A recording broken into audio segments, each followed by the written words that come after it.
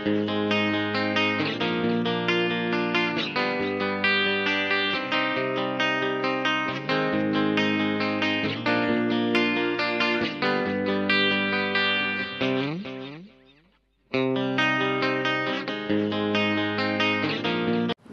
morning!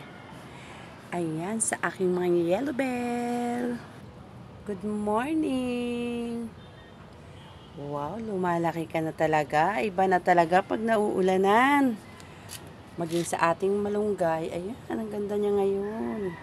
Ayan, yung ating malunggay na bagong tanim. O, di pa, ang ganda-ganda niya.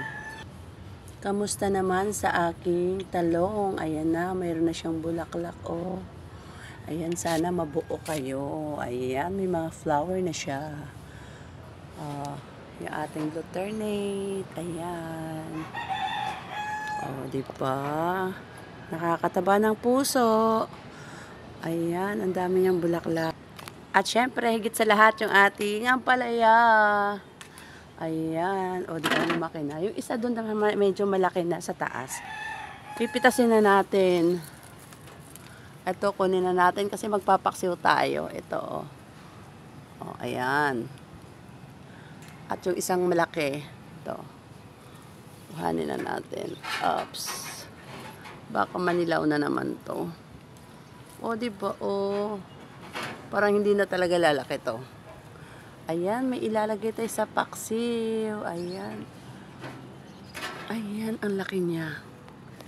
Diba, pwede na. Ay, sus. Diba, mayroon na tayong dalawa. Ilalagay sa paksiw. Enough na to. Pero yung isa, hindi na muna natin kukunin yan. At saka yung isa doon, parang lalaki pa yun eh. Ito kasi medyo na, iba na. Ayan. At yung ating mga tanim, diba nakita ko, medyo umano na siya. Ayan, sumisibol na at nagkakaroon na ng talbos. Diba? Yan, mga pinagbalatan ng mga gulay po yan. Nilalagay ko lang dyan. Yung aming oregano, diba? Ang taba niya. Thank you for watching. Bye everyone. Ayan, pag may tinanim, 'di ba, may aanihin.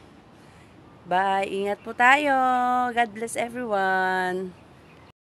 Ayan, ang ating napitas. Ayun, isang dilaw na, wala na. Ayan, ang iluluto natin ngayong araw, ngayong tanghali. Ayan, kasi maaga pa, iiwan ko na yan sila ng pagkain. At ayan yung ating bangus, kaunti lang. Isang bangus na yan. Ayan, so magluluto tayo ng paksiw. At ayan na, nahiwa na natin at natimplahan na natin. Isasalang na naman natin ngayon.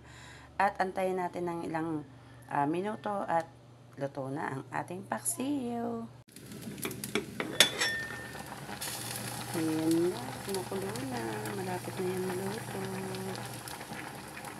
Ayan na, at luto na ang ating paksiw. So ngayon, kukuha na tayo para mag-almusal. Yung matitira dyan para pananghalian naman nila. Ayan na po ang ating paksiw. Ayan, kain na po tayo. Good day everyone. Mag-ingat po tayo sa ating mga pupuntahan. God bless.